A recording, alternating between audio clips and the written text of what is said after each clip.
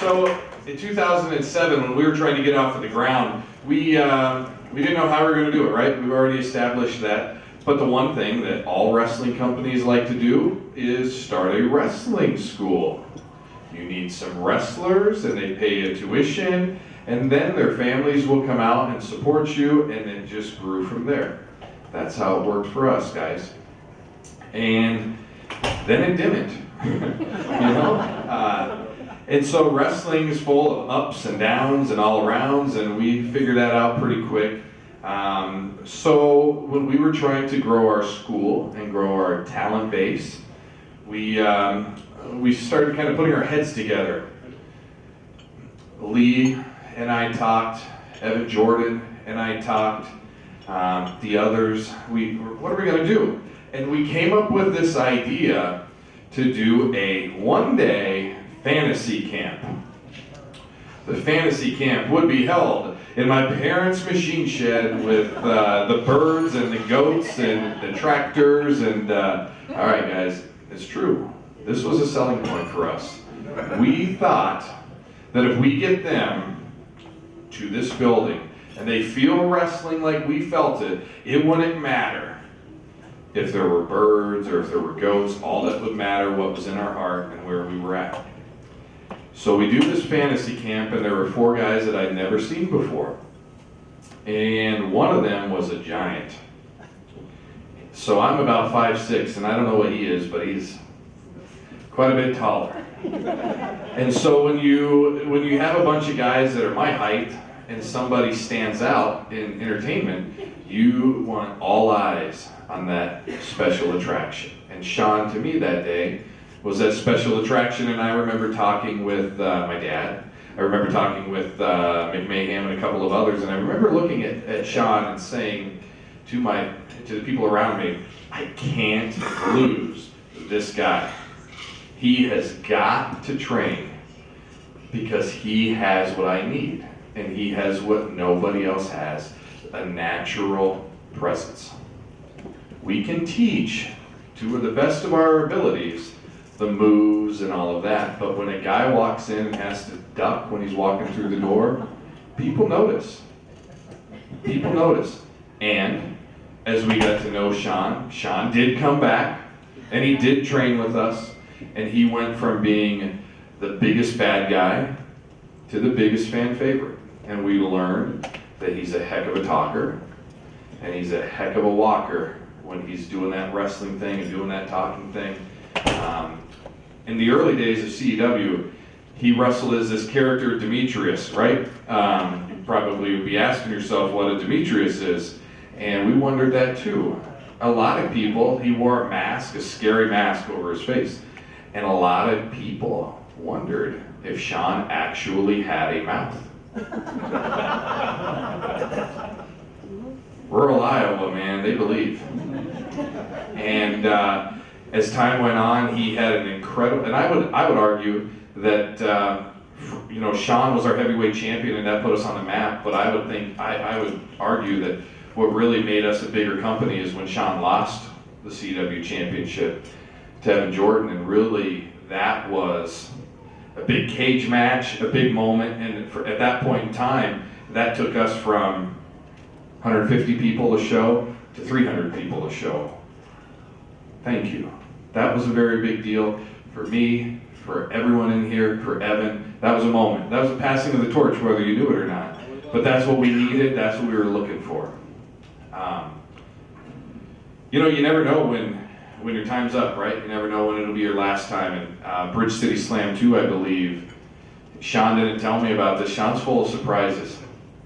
And when Shawn got done with his last wrestling match, or when he got done with this match, he got on the microphone and he announced that was his last match. He was retired. He was moving on. And so I guess when I look back at Shawn and I think of that, it's so good to see you, Shawn.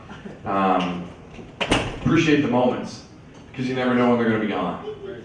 And we've missed you ever since you left. We can't wait to hear from you here pretty soon.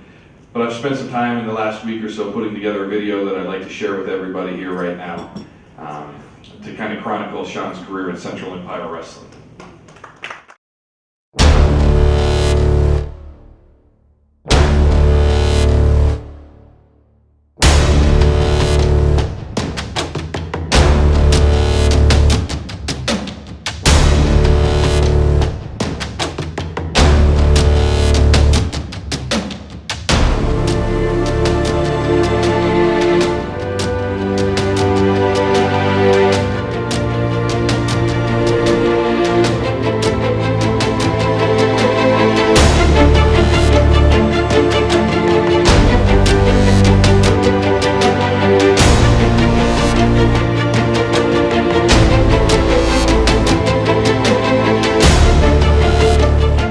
Shawn Nautilus, once he was done with training with Austin, I was one of the guys that he kind of battled with back and forth early on in his career.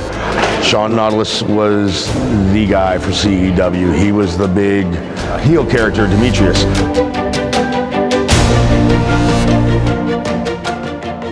He's just a huge part of CEW history. I mean, he was the man for a long time here, and rightfully so.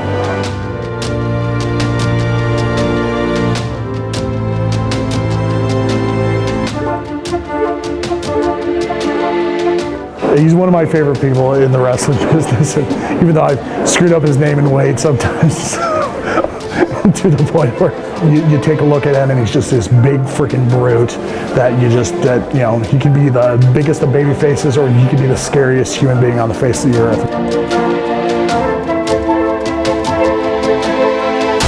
Never say never, so there could be one more, and if there is one more for Shawn Nautilus, I hope I get another go around with him.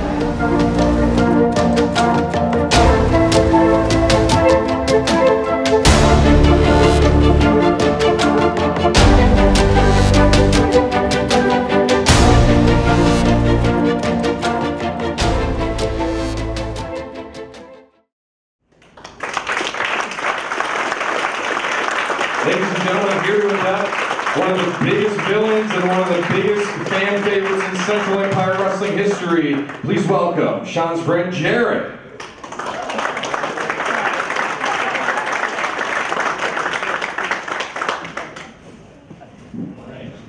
Thank you, Austin. Good evening, everyone. For those of you that don't know me, my name is Jared Byerly, and no, I'm not a professional wrestler. I know you might have been off-taken by my prowess and physique, so I just wanted to clear that up so that you know I don't do that professionally. I am a big fan of professional wrestlers, though, and I'm probably the biggest fan of the man that I'm inducting tonight, Mr. Shawn Nautilus. Shawn and I have been friends for over 25 years.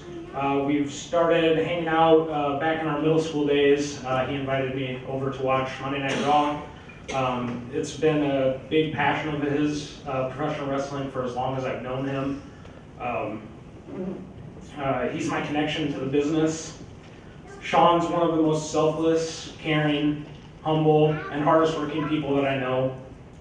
He's the man, and tonight I'm here to tell you a little bit more about this man. Going back to our younger days, I'd watched Raw and Nitro off and on when I was over at my cousin's house. It was kind of hard to keep up when your parents didn't have cable around the house. So Shawn was kind enough to invite me over to watch wrestling on Monday nights with him. We sometimes had to wrestle control away from Steve and maybe tag his mom Cheryl in to let us watch our program. But those were nights that we started making a tradition. When I couldn't make it over to his house, he would graciously record on VHS tapes. Kids, those were little rectangle boxes that had film in them. Yep. I know everything's streaming nowadays, so they have no idea what these physical things are. But he would bring those tapes to me the next day at school so that I could keep up with everything going on in the wrestling biz. He didn't have to do this for me, but it just goes to show his character and willingness to do what he could and share that passion with me.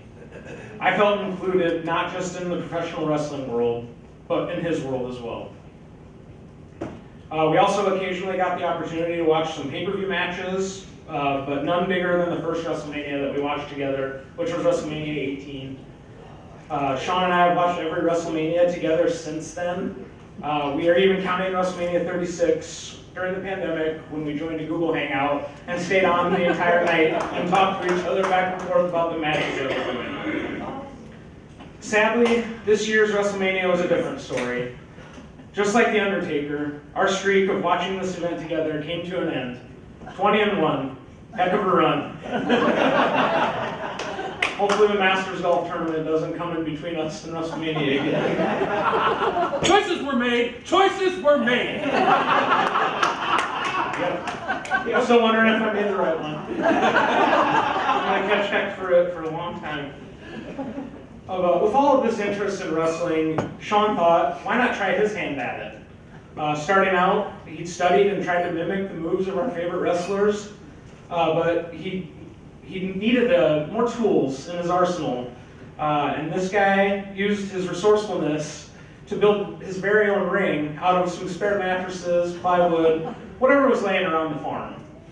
The guy was like MacGyver, making things. He'd use these elements from time to time and even make it even more hardcore in his backyard wrestling days, bringing in ladders and use folding chairs. And we'd even catch him honing his craft out in the haymound at Cheryl and Steve's farm. These may have not been the greatest matches, but they were definitely entertaining. After the years would progress, Shawn was dedicated to making his dream of becoming a professional wrestler a reality. He devoted his time and effort on multiple fronts by putting in work at the gym, training at many different camps, training with Austin, sharpening his skills, traveling many weekends to different shows all across Iowa, all across the country. But he had that discipline to make it all happen. I tried my best to support him as he pursued this goal, cheering him on at shows and being his personal Airbnb as he traveled. Hopefully the couch was comfy enough for you, because I know it wasn't long enough. The guy's a giant. I've seen him evolve as a wrestler over the years, from the monstrous Demetrius to the lovable and goofy cousin Gator, and the powerful and brute force Shawn Nautilus. He has a dedicated fan base of family and friends that have followed him around different shows over the years, but CEW has always been his home. I was lucky enough to tag along with him to many of these shows and get to meet many of the other talented wrestlers that he's worked with over the years. They made me feel welcomed and like I was one of the boys when I was around, and I'm very grateful for that. Shawn's had many epic matches during his time in CEW. I remember attending a show with him one night where he told me that I wasn't going to want to miss the show, but he wouldn't tell me why, even though I kept pestering him. What's so important about this show? I went along with another group of friends to watch the show. We clapped and cheered, celebrated his victory, and then the unthinkable happened. Shawn, what are you doing? You're the biggest face in the company. You attacked Storm. What's the matter with you? How could he have done this to us? I immediately started booing him. I was sitting next to his mom, Cheryl, and she's like, Jared, what are you doing? He's your friend. I was like, Cheryl, he's a bad guy. Trust me. He'd want me to boo for him, trust me. He continued on this path to become CEW champion once more. I was so proud of him. All the hours of blood, sweat, tears that he put into the business paid off again, and he was getting the recognition he rightfully deserved. Shawn Nautilus ended up dominating CEW for the next couple of years, and it came down to his final match between himself and the pop icon, Mr. Donnie Pepper Cricket. If this was Shawn's last match, I knew he was going to leave it all in the ring. I had seen him do things in this match that I had never seen him do before. He was diving through the ropes, going off the top rope, and even hit an RKO on Donnie, which I was not expecting at all. But at the end of it all, it was a brutal match for both competitors, but in the end, Donnie was victorious. And at the end of the match, Shawn showed class and gracefulness in handing the torch over to this new champion. It was time for a new chapter for Shawn, where he would be putting his passion, dedication, and caring into a new adventure. An adventure with his lovely wife Amber and her boys, Jackson, Lincoln, Parker, and Cade. It was time to hang up the boots, as they say, but I believe that he paved the way for the next generation of the CEW wrestlers. Shawn has given so much to the professional wrestling business and Central Empire Wrestling. We like to joke that he was killing the business during his tenure, but I want to say that I think he has killed it in this business. I am proud to present to you my friend, my champion. Ladies and gentlemen, please give it up for Mr. Shawn Nautilus.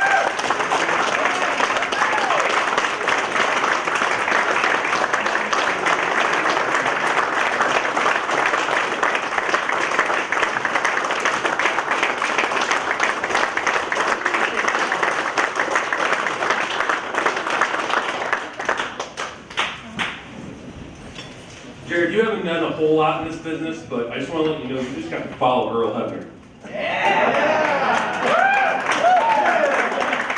And now I've got two things to say. First off, I have to follow both of you, woof. And second of all, Tony, figure everything else out on the fly. I'm going over time. I'm going to get all my shit in, and you're just going to figure out what's left. Guys, there's 17 pages here. Naturally. I'd like to thank everybody, first and foremost. I've had a tremendous 12-year career. Looking back, I've achieved a lot of small goals that I wanted to achieve. Bigger goals would have been like, WWE, go to Japan, other countries, other companies. I got to travel. I got to meet a boatload of fantastic people. I got to be a part of amazing stories.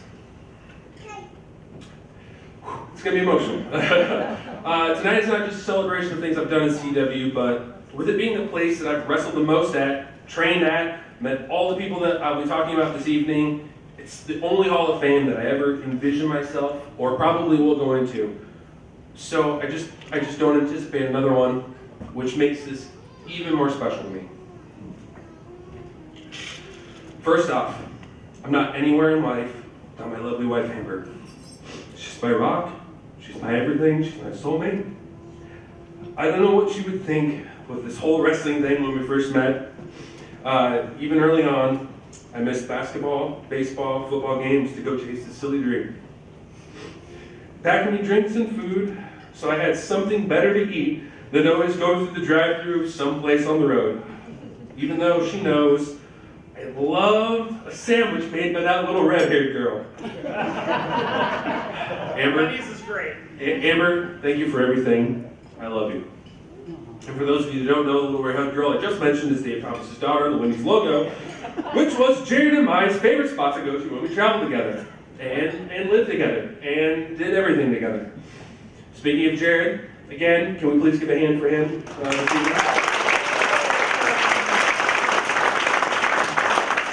There's going to be a lot of repeats, so bear with us here. So when I think of my love of pro wrestling, I can't not think of Jared.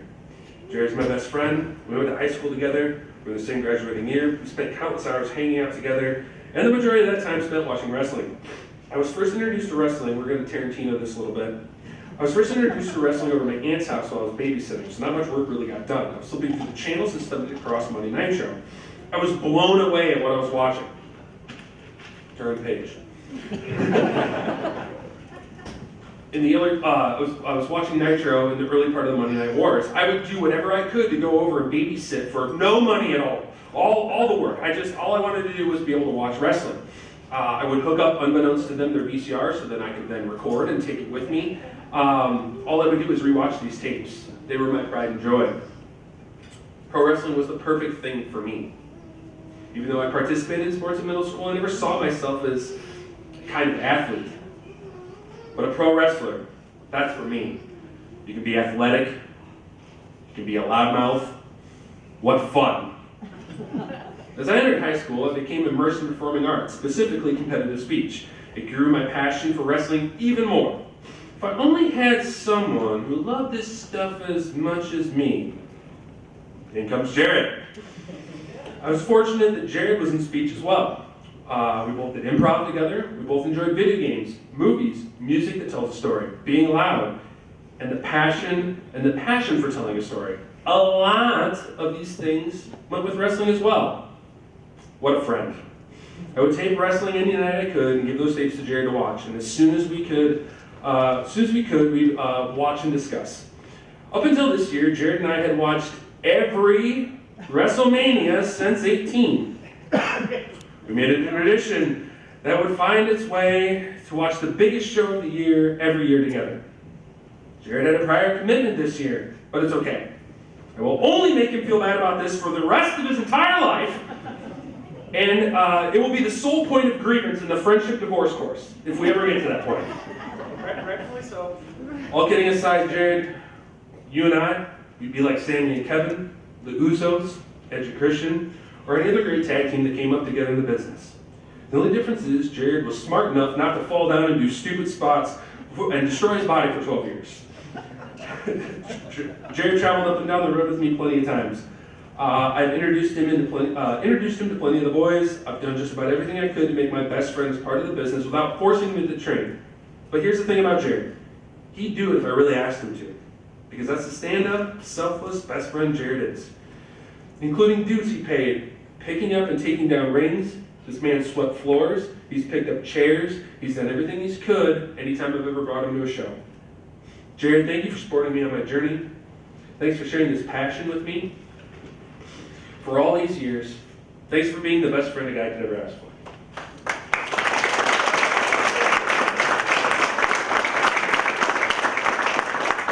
As we graduated, Jared and I went on different life journeys, but that didn't stop our friendship. Jared went on to pursue a course in college, and I stayed back in Northeast Iowa. This is the genesis of my story to CEW. In this time, I did what most aspiring pro wrestlers did, and that's wrestle in the backyard. Now, I don't condone any of this, and you can get seriously hurt, but I had the same mentality that all backyarders did. I watch this stuff all the time. I know exactly what I'm doing. Everybody else is way dumber than me. I was both right and wrong. Through a friend of a friend of a friend, I found a guy who had a real-life ring in his backyard. A real ring! This guy had no association with the business, but he has a real ring in his backyard. When you're not trained when you're not trained and just have to take bumps on mattresses, the ground, tires, plywood, this is a huge deal. I was hanging out with a group of friends when I found out about this. I immediately told everybody, get in the car, and we were going to go see this thing. Mind you, this is 1:30 in the morning, but I didn't care.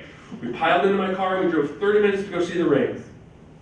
When I got there, I stood in its marvel. I couldn't believe a real wrestling ring was this close to me. I even got in and did my best to run the ropes, not having the slightest clue of what to do, how to do this properly, and trying to keep quiet and not wake up whoever owned this thing.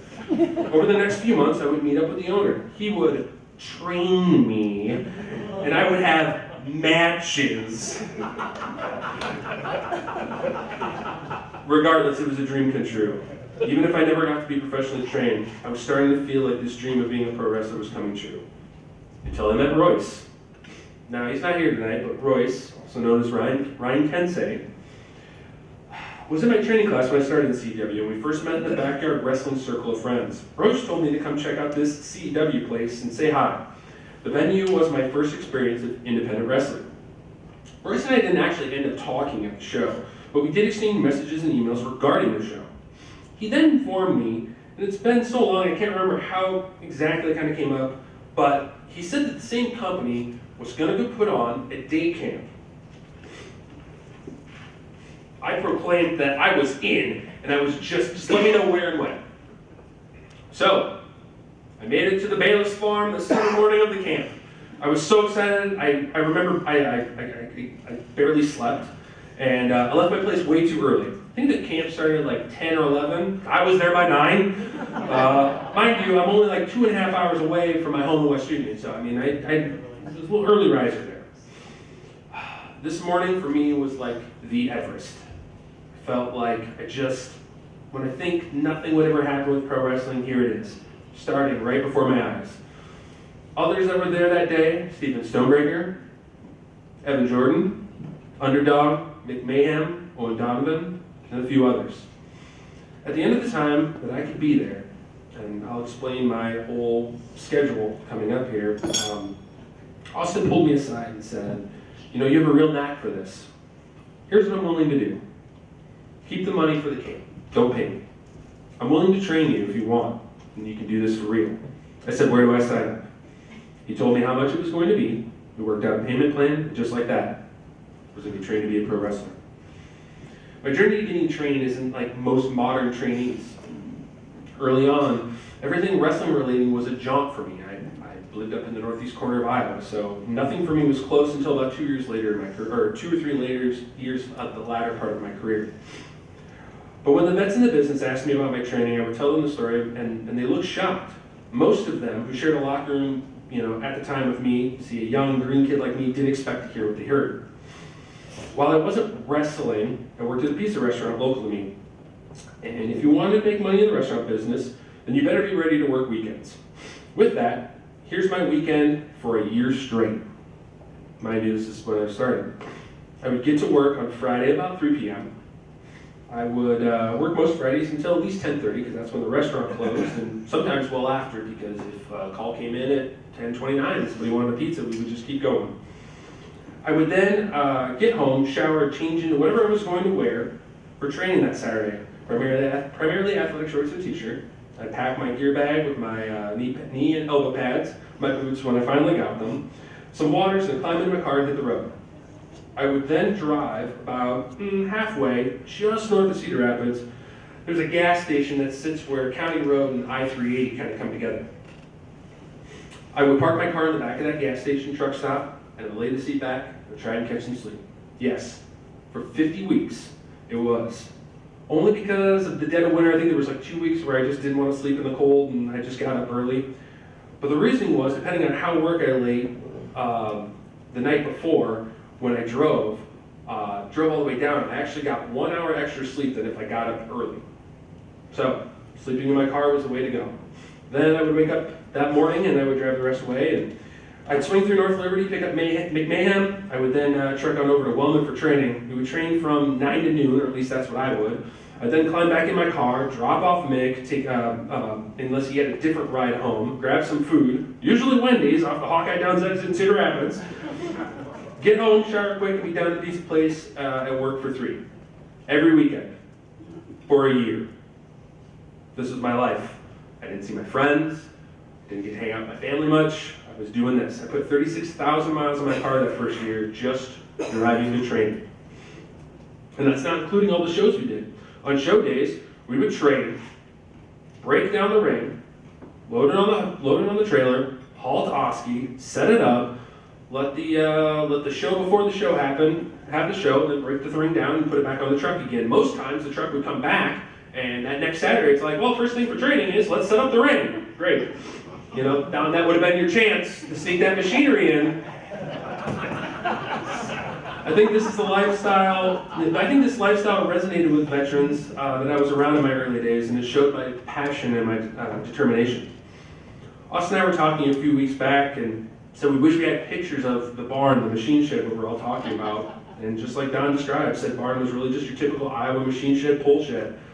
Had steel around the outside, no insulation, big sliding door, steel roof, hot as balls in the summer and sure throw their asses off in the winter. The winter was especially hard because the padding on the ring was rock solid, and the steel and the wood would bend even less than it normally does in regular conditions. For me, when winter came around, I thought to myself, how do I keep my match going without being boring? How can I make my punches and selling me more without as much as a body slam?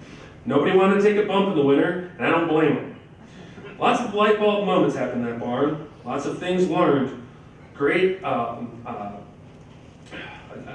thankful start to my pro wrestling journey. I even got a second job sweeping and mopping a local bar floor Monday through Thursday nights, just so I could help pay for training. So I would do the pizza hours, I would go to the bar, I would wait around until everybody goes, I would just pick up chairs, sweep the floor, mop the floor, put the chairs back down, put a little money in my pocket, turn around Saturday, give it to Austin.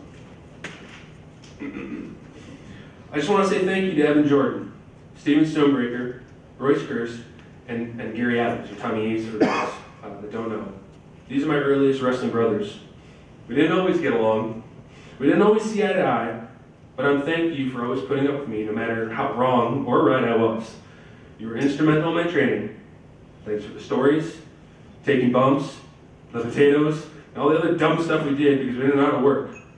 But we all got there. Mick Mayhem. I would pick up Mick for training and, almost about every CW show we were both part of. Mick taught me a lot about storytelling and psychology. One of the few things, I was one of the few people that Mick could actually trust. Mick was very instrumental in helping me develop my first wrestling character, Demetrius, which at the time wasn't, really anything around Iowa in the wrestling scene that looked like Demetrius. But also I was really just a poor man's Kane.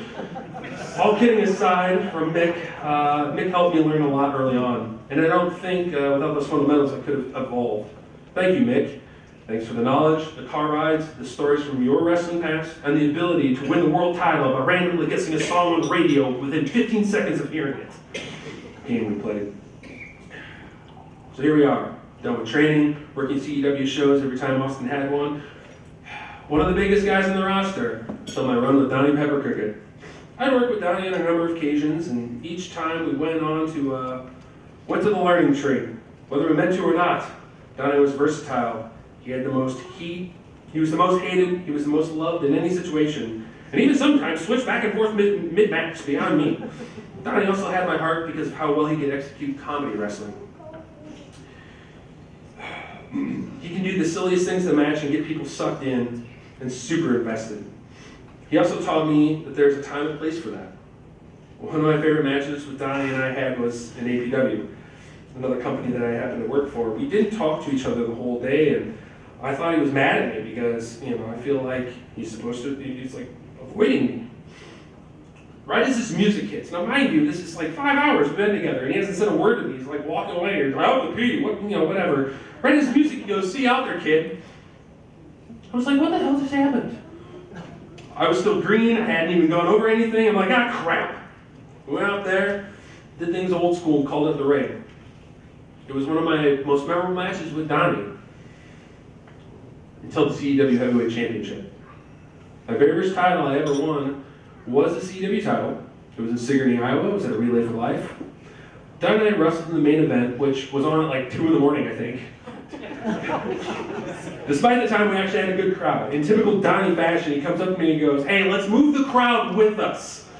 Get them to move around." Donnie was always mindful of what others were not doing, right? And that night, brawling was one of them. Which also makes it easier for the big guys, as most people want to just see two bosses throw punches at each other. I was still green, so I followed Donnie's lead. What Donnie had in mind that night was to get the whole crowd to follow us over to this fountain in the middle of the town square. And, most likely do spots in freezing water. The match starts, and we eventually get to the point where we're going to brawl, and then we start. We kept it around the ring for a while, and Donnie starts to set my punches over towards the massive water feature. He blocks a few, takes back over, and tells me, "Turn around, kid, nobody's coming." I then took back over and proceeded to be pissed at the fans for the rest of the match. Mind you, he's the baby. He's mad at the fans, but he's the baby. But every time we get close enough to talk during the match, it was always all like, "Geez, what is it with these people?" Yeah, exactly. Not any booze either, probably. But the finish of the match is where the real magic happens. I don't remember what the actual finish was, but I'm pinning Donnie, and the ref is counting 1, 2, 3. From the pin, I got the knees, and I see the ref calling for the bell. It was a good thing I wore a mask at the face because I was in pure shock. Donnie didn't kick out. That's not what we planned. I think I just won the title. Oh shit, we messed the whole thing up. Man, Austin's gonna be pissed. I glanced down and looked at Donnie, and Donnie did this. "Roll with it, kid!"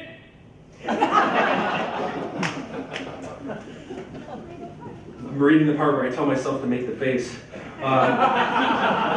What really happened was Donnie and Austin had this plan all along. Unexpected outcomes like this are the best way to win titles. We should do this more often. The feelings were real. I bawled, much like tonight. The next standout memory I have with Donnie is the final match in CW. Couldn't have had a better story. Donnie winning the title back from me after all these years. To this day, my kids still talk about the pain of all the spots where Donnie and I used the staple gun. In 12 years, I don't think I've done anything flashy, but that night I decided to dive through the ropes. Prior, I knew it was going to be my last match. Selfishly, I wanted to retire my way. And I think a big loser retires match is too predictable or other things of that nature. This was my first loss in over 2 years, I think, with the way we were telling the story. And Austin and I worked really hard to make me credible and give me opponents and make me look strong. So, shocker, won that evening, on the evening that I lost, and then I get the mic and hand the belt to Donnie to say that I'm retiring. Shocker 2, I had so much fun that night that I left it all in the ring. It was all magical to me that night, and I'm not sure it would have been if I did it any other way. One bonus story about Donnie is that how he likes to brawl, and I was lucky enough in my career, hold on, did I write the same thing twice? No, sorry. It is. Butterflies, okay. On the occasion, Donnie long story short, we happened to do I'm just going to paraphrase at this point. We happened to do a show, we did 3 shows in my hometown. Ross and I were just talking about this, and so was Jared, because Jared was in attendance. So I'm in the main with Brian. We're going to do some hardcore stuff, but there's a tag going on, and Donnie's out there being Donnie, and I'm looking through this, I'm looking out, watching this, and going back, and then looking out and watching, and then the last time I started to do a double take and go, what the hell? And I don't go back to my hometown very often, but it never fails that every time I walk into the local watering hole, somebody still asks me about this same thing. Donnie and crew were brawling, and Donnie thought it was a genius idea to, why don't I just Irish whip the guy into the Porta-John? Great! Porta-John rocks, it was a great visual. Until out steps Donnie Elkhorn. Nobody knew Donnie was in the porta potty. He just comes out screaming, what the hell is going on? Well, Donnie don't leave in the middle of the match. Again, they still talk to me about this day. Donnie and I didn't travel together much, but a few times we did was epic. Like the time we did the car ride to St. Louis. I met the guys at a gas station. We grabbed my bags and threw them in Donnie's car, and I was surprised to see that Donnie got out. Wasn't sure what was going on. Maybe we needed to hit the road, and didn't really have time for hugs and greetings. As I started walking over to the car, Kyle walked towards me a bit and took a sharp right in front of the car, and then proceeded to the passenger seat. I stood there and looked shocked and yelled, and then he yelled at me, "Get in, Ruck!" I was like, "What do you mean? Dude, you want me to drive your car?" He shook his head yes and yelled, "Saddle up, green kid!" This is old school for sure. The other time Donnie and I traveled together, it was just him and I. We did some shows over in Nebraska. Over the next 72 hours, I would cross the Missouri River 7 times. The running joke that weekend between us was sitting there, there's that river again. Donnie, thank you for the stories we told and created. Thank you for shaping me in my wrestling journey. Thank you for always putting me in my place, keeping the chip on my shoulder at a reasonable size, and not letting me get an ego. You were instrumental in my career, and I can't thank you enough. I'm going to kind of paraphrase this too, because we're getting lengthy, and I apologize. Long story short, there was a class after me. Okay, consisted of Brian Gott, Superfly Justin Fowler, and Duke Cornell. I instantly bonded with these guys. We were all hustling to see how the carload of guys could get anywhere. And when we had matches, we'd work our asses off to steal the show. I never forget my first show with these guys, and Bayless is a part of this too. It was our first booking outside of Iowa. And we were super stoked, and we were going to Wisconsin. And they all met up at my place the night before, and we crashed, and we jumped in the car Saturday because we're heading to Wisconsin. That was the closest, and working at a pizza place, you tend to accumulate a few pizza things. A couple of them were pizza boxes because I enjoy pizza to eat. And Duke tore off the top of one and brought it with, and I didn't mind anything of it. So we hop in the car and we're going, and we're cooking along and driving, and then we get on the 4-lane highway, and then all of a sudden I see Duke just hanging out the back doing this with the thing, and I'm all like, what the hell's going on? And there's a car following us, and so the car then slows down, pulls off the side of the road. Mind you, I'm trying to drive and watch this in the rearview mirror, and all of a sudden this guy gets out of his car, gets back in his car and starts chasing us because Duke decided to write on the piece of cardboard, "You have a flat tire." He did not have a flat tire and chased us for several miles until we finally got rid of him. But that was kind of the story of this adventure this weekend. The guy followed us for a long while and finally dropped off. I'm like, okay, it's gonna be that kind of weekend. I don't remember much from the show except that Duke and I versus Brian and Justin. I remember some guy saying from Wisconsin is all like, "You Iowa guys don't lay your shit in. You better tonight, otherwise you're gonna be hell to pay." All we wanted to do is make good impression, so like we do. And the 4 of us went out there and wrestled, and then actually just proceeded to beat the living crap out of each other. I remember the match being okay. At the time, we were pretty proud. We laid our stuff in, and those Wisconsin boys, they wouldn't have been mad at us. After the show, we all packed up things. They said, "Hey, come on over to the after bar." And this is where things start to get wild. So, mind you, I'm the oldest of the group, and Duke doesn't really drink, and Brian and Justin are the twin children. And so it was babysitting time. So we get to this bar, and of course, these guys sucker us in because we don't know any better. It's like, "Hey, all the green kids piled a beer." And we're like, "We're just ready to be a part of the deal. Come on, let's go." I don't know how much money Justin and Brian dropped, but it was probably an unreasonable amount. And I was helping facilitate that. I don't condone underage drinking, but when nobody's looking, things like that happen. Brian got so wasted, all he kept doing was, "Sorry, I'm so sorry, we had a great time, I'm sorry. All right, stop apologizing, you drank too much. You drink, I'm sorry, I didn't mean to raise my voice, I am James Shawn." Justin didn't use words, he was just, I don't know what Troy was doing, and I was just trying to corral everybody. They suckered Brian and Troy into doing what's called a blue wave. For those of you that don't know, we give the unsuspecting victim a shot of blue liquor while everybody else drinks water. As the victim is drinking their shot, everybody takes their other shots of water, which he thinks is vodka, and throw in their face and go blue wave.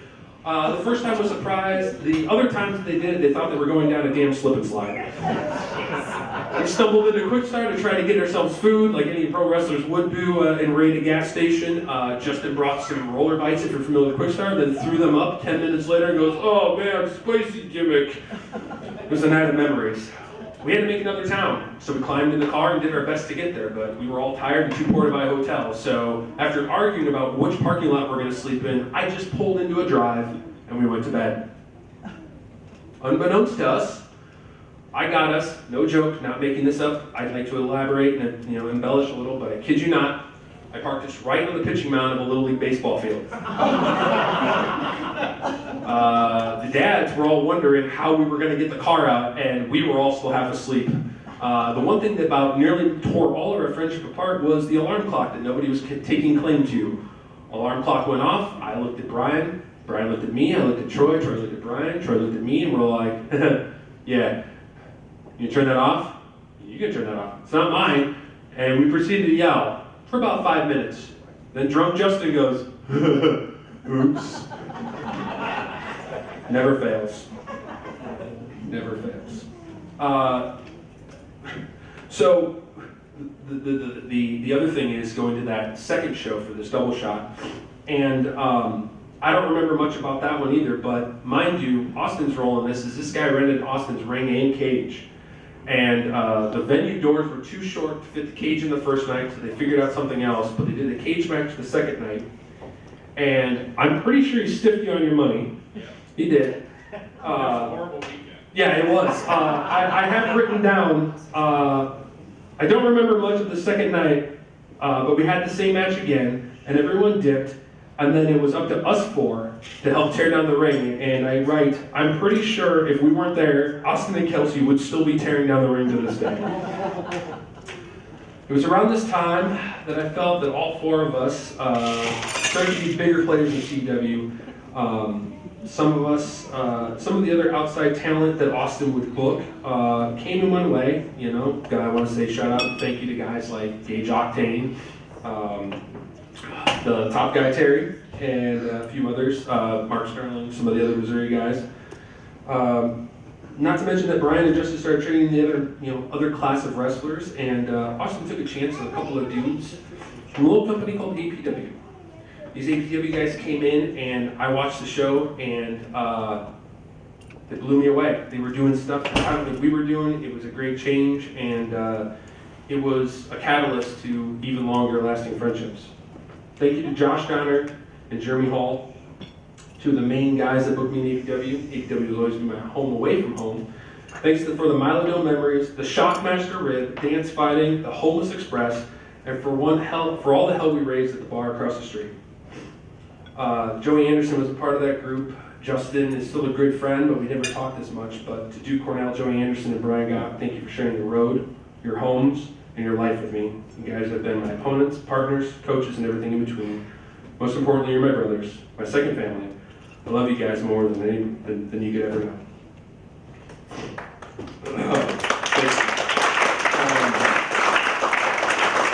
We're getting there. Thank you for bearing with me.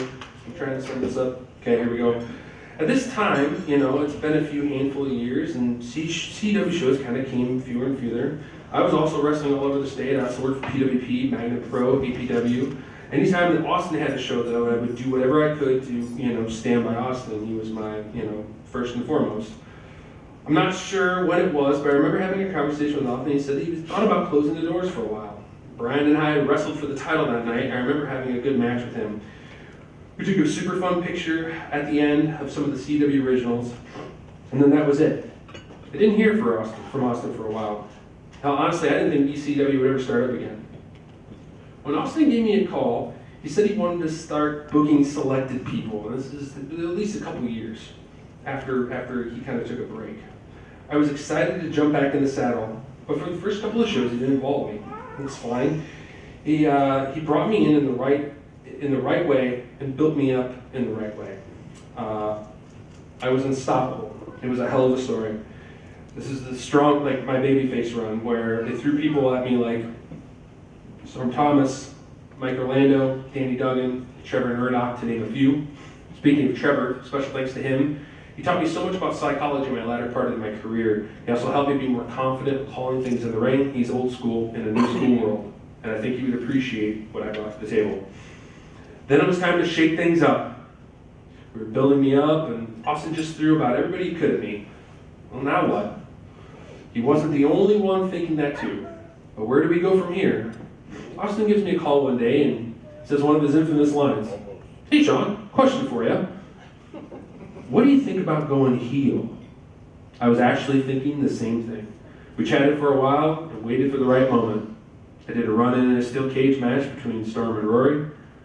I had been wrestling in front of these people of Oskaloosa for all my career, and just when I didn't think that I could do anything more for these people, I turned on them. The company and that story breathed new life into my career. So now what? If things were good, how could I just retire? I love wrestling. But I was watching it less and less. I was missing my kids' sport events. I was missing time hanging out with my now wife. I was struggling with the balance of wrestling and family. And I had to think about my future. I know I wasn't going to be able to do this forever. I also knew that it wasn't what I wanted to do for a full-time job anymore. My dreams of wanting things like WWE, TNA, New Japan weren't my dream anymore. I did the Harley Race camp in 17 or 18, I can't remember what it was. And even though I made a lasting impression on all my friends at that camp and all the people there, I could barely walk when it was time to go back home. If the camp is even a fourth of what it's like day in and day out at the PC for WWE, I'm not going to make it. And I'm glad I figured this out on my own, having it be the gut check that I needed. If you're in this business long enough, you know exactly who the bitter wrestlers are. And with the struggle of missing my family and the guilt that I was feeling from that, I was starting to feel like I was on my way to being that guy. One thing I never wanted in all my travels was to not be that guy. The wrestling business never owes any of us anything. Over the past 2.5 years, my life has changed. I'm now in the most amazing marriage ever. I have the best job in the world, and I will always love wrestling. But there are other things now I love more. I made this decision for me and me alone, and I stand by it 100%. Because of this, I came to the conclusion that it was time for me to hang up the boots. My last match will go down as one of my favorites. I drove through the ropes, I didn't die, we had the crowd. It was the perfect moment. Thank you, Austin Bayless. Thank you for putting in the hard work to make CW so special. Thanks for making it my home. Thank you to your parents for allowing you to follow your dreams so you can create a company to allow others to follow theirs. Without you, without your hard work, and everything you created, I'm not entirely sure this dream would have ever came true for me. Thank you for the honor. I can truly say that I wanted this as much as I ever wanted to be a champion. So I worked for not only from CW, but there's a few others I want to thank real quick that worked for the company. Eric Cannon and Derek Corbin. If you've never had the pleasure of being around these two, they're hilarious. They're some of my two favorite people to be around in the business. Fun fact too, if you've ever heard me scream out Oskaloosa driver as I started F5ing people, that was Eric Cannon at a CW show one night. He goes, Nautilus, what's your finisher? F5? Is that what you call it? Well, I don't know. It's like, leave me alone. I'm like, okay, oh, great, I just pissed off Cannon. He comes back and goes, no. Next time you're gonna go out, you're gonna set up, you're gonna scream, Oskaloosa driver! And then you're gonna hit it. It was brilliant, and it worked every time. The crowd came up, it was awesome. Thank you to Abu Blackman for teaching me how to be a man in the ring. Thank you to Jason Ayers for always taking time to check in on me and show me the ropes whenever I did extra work for WWE. Thank you to the late great Nathan Blodgett, aka Jason Strife, and Magnum Pro. Took a young wrestler with a chip on his shoulder and gave him a place to shine and perfect his craft. There's so much I learned from Nate about the business. I can honestly say he made me a better wrestler. Thank you to any and everyone I've shared the ring with. Thank you for taking care of me, and I hope I did the same for you. Last but not least, I want to thank my parents, Steve and Cheryl Peterson. If I ever had, like, I needed money for food, or I needed car repairs, or I couldn't get to anywhere I needed to go, my mom was always there for me. It's so funny listening to Austin speak and listening to Don and Renita speak, because Austin and I are cut from the exact same cloth. Austin and I are both single children. Austin and I both have a passion for wrestling. We both had to find other means because we couldn't afford cable to watch it, to fulfill. And Don, you're not the only dad in the room that didn't really like wrestling. I know my dad's here with me in spirit, and it was a struggle. He was not a fan. To Jerry's point, it was a fight over the remote, and I would start at about 5:30 to make sure I just had squatter rights on it. Mom, are you gonna come eat? No, I'm gonna sit in front of the TV and wait until he's settled and maybe fall asleep after a heavy meal, and then I'll just go get leftovers. His thing is that he is a true channel surfer, and it drove me bananas because, like, commercial would come on and he'd change. Like, Dad, just wait for the commercial. I don't want to see the commercial. We're gonna miss the match. We'll get back around. We had 300 channels. You know, and 299 of them had crap on them, so you're not watching any of those, but he would stop and check it out for 3 seconds. I had this silly dream of, like, finding a way to go to college in Chicago so I could go to the Windy City Wrestling School. That never happened, and I'm glad it didn't, because things happen for a reason, and I'm happy with the path I took. But, you know, he was all like, you're gonna go to college and then wrestle? What the hell's wrong with you? He never, I think, got the opportunity to follow the dream, and it took him a long time to realize why I was so passionate about the things that I did. As I look at my mom and start bawling. It took Dad a long time to come around, but he did. Little did I know that same watering hole that I would walk into where people ask me about Donnie Elcourt and the Porter John, they still ask me if I'm wrestling, and they always say, you know, your dad would always let us know what you're up to. So people come around, and I think they're glad they do. Because if you stay bitter too long, you kind of miss out on those moments, and sometimes you're starting to see it right in front of you. But to the dads that are a little resistant, you all come around. I'm nothing without them, and my mom is my biggest fan. No offense, Amber. True story about what Jared said. I would go, Mom, I'm a heel. You gotta boo me. No, I can't do that, Shawn.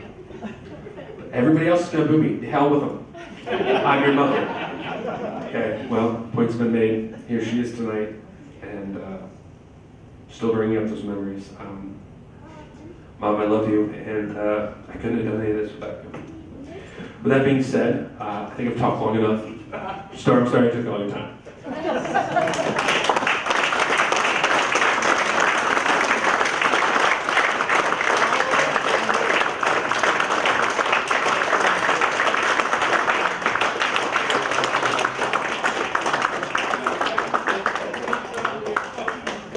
What's up, heroes? I got camera. Boogers and whatnot. Hold it together, you got this.